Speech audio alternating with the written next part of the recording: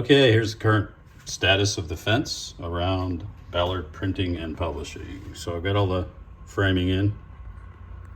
Most complicated part, honestly, was making that bend around the end of the siding without interfering with the road there, or the driveway. Got the gates up and hinged. I'll put little stops, I'll put like pins in there. Paint them yellow. So when you're operating, you got to open and close the gates, and then I'll put the mesh up here. I think I'm gonna pull all this out and then maybe solder a piece of galvanized wire along the bottom just to hold them all in place. Make it easier to pull it out, paint it, and then stick it back in. Then I gotta put the barbed wire on, but getting there.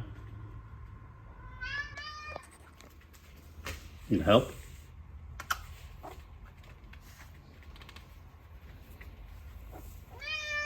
Yeah, you want to help with the fence?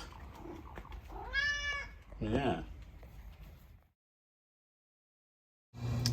All right, I decided to come back to the workbench and solder a piece of brass rod all the way along the base.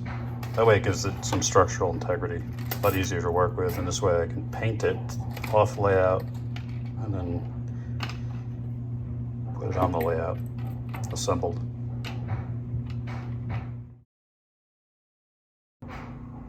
That's roughly what it's going to look like. I've got to clean it, got to paint it, and then I've got to attach the fence material. And then I'll sink it down, and I'll drill holes so it sits flush. And when I get it to that point, I'll post an update.